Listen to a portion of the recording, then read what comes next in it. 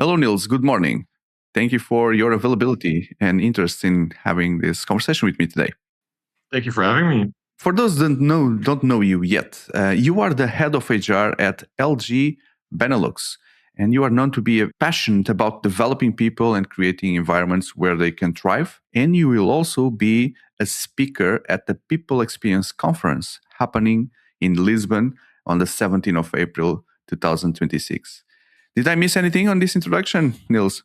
I think that's a really, really good introduction. All I can add to that is that I'm really looking forward to see, hopefully, some of the listeners also at the conference. And I hope to see you there as well, and shake your hand and take the usual selfie. So I'm planning to do that as well. According to what I've seen, your session, it will be focused on a very interesting topic, which I would like to cover today, which is this topic of the introverted leadership, which is the main idea is that the leader needs to be somehow the opposite, right? A very extrovert, very seen, very with a huge presence. But you defend the opposite.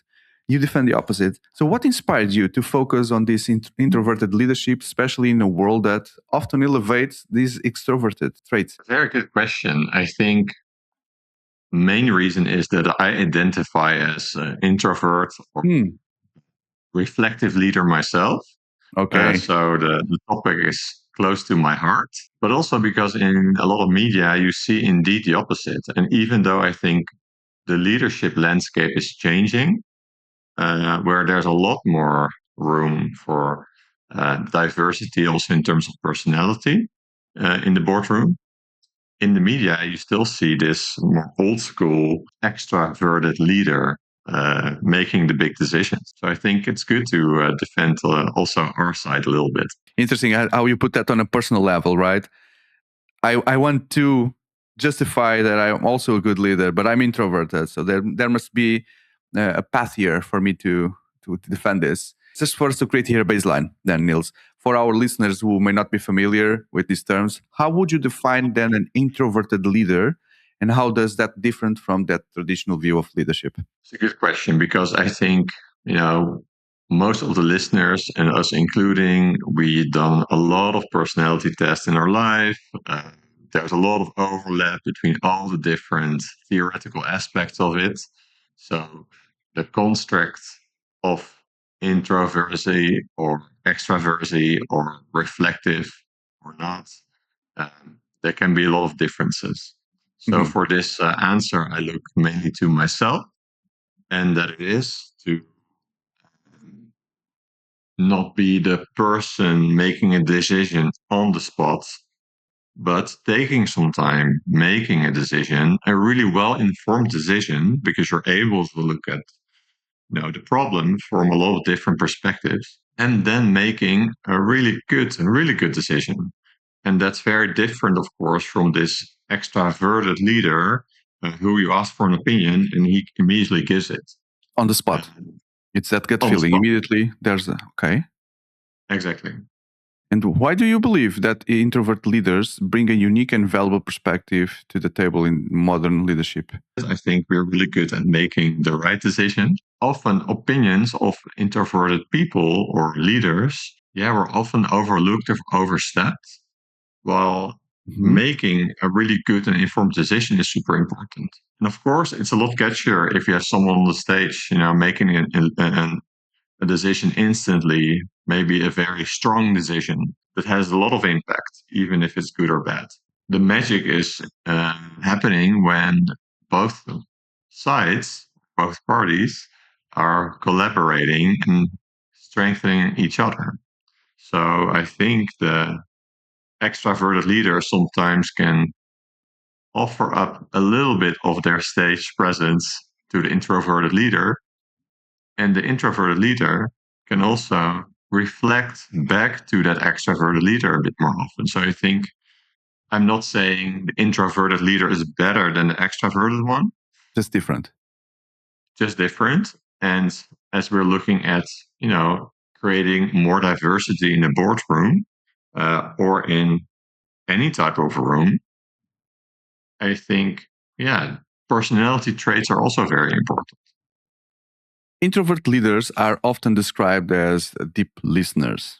How do you think that this quality influence their decision-making process?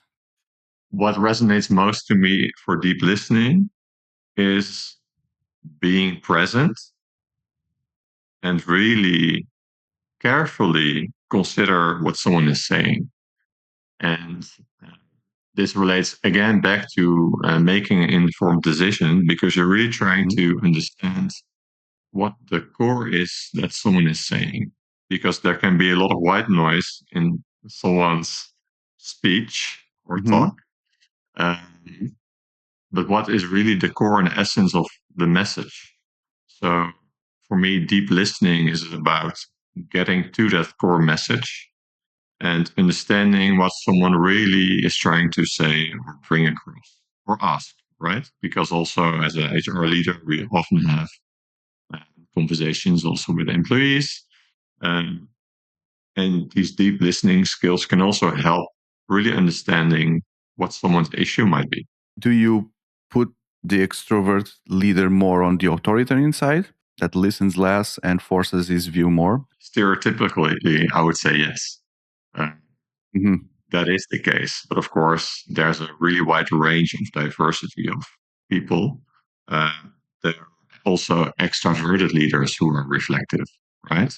But if we think about the stereotypical extroverted leader, I think they can use a little bit more of a reflection on their side. The reality that you're described seems to work well in smaller environments, right? Where you have the time to think, to gather information, to be reflective about everything, to hear people, etc. How do the introvert leaders create these meaningful connections with their team, especially in larger organizations where personal connections can sometimes get lost? I don't know if personal connection gets lost in a bigger organization.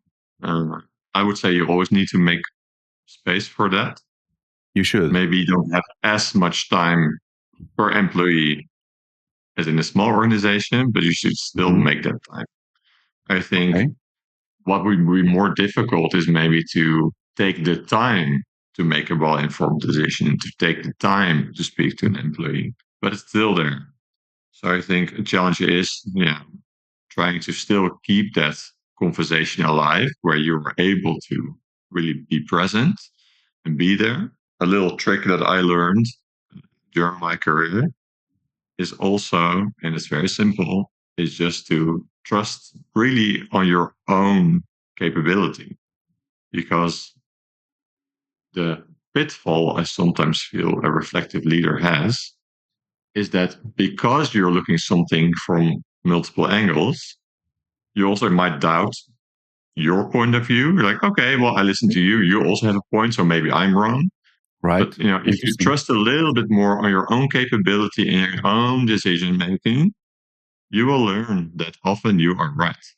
So maybe there's also a little trick there for the reflective leader to even if you have to make that decision, try to play around with that a little bit, make that decision a little faster, because you have all this acquired knowledge about looking at a situation from different angles. So maybe you can take 10, 20% less time and still make that really, really good decisions. It is different in a bigger organization because the expectations are different. There's less time, but you can still use your assets to your advantage, I would say. If you allow other people to express their points of view, right, or to give other views from the topics or the challenges that the team is facing, that also is beneficial because people will feel like they are heard, right?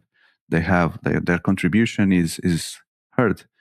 And as a leader, that's a good thing, instead of just imprinting your own view. But at the same time, you are putting in the same kind of bucket, being introverted, but at the same time creating these relationships with people, right?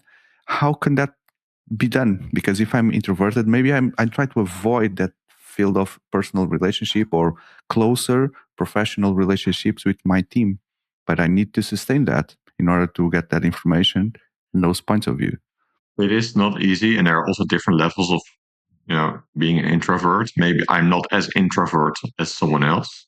There might be people who are a lot more shy or find it a lot more difficult to connect with someone. But I still think with some right amount of practice, you can get better at it. For example, I'm an introvert and I'm going to this conference, standing on stage, being the center of attention, right? A few years ago, I would have thought, ooh, pretty scary. But now I did it a few times and thinking, oh, I'm getting better at it. Feels like a safe space, especially if I can talk about something that is close to something or a topic that I really like. It becomes a lot easier, and I think that's the same way with connecting with people. It might be scary in the beginning, but then just take more time. Don't go in a group immediately, but talk to a person one-on-one. Start maybe with another introvert to understand better and connect with them. So you can really, really practice this. And of course, it might not be easy, but I think that would really work well.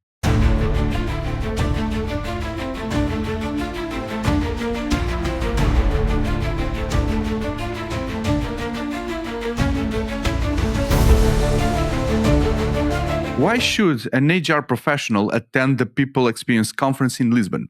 Attending the People Experience Conference is a great opportunity to connect with fellow HR leaders in a world where AI and digital becomes more and more important. Nothing beats connecting in person at this event with fellow HR leaders and to also just exchange experiences and tips and tricks. Who will benefit the most from attending the People Experience Conference in Lisbon? Any HR employee would benefit of attending the conference because the program is very diverse.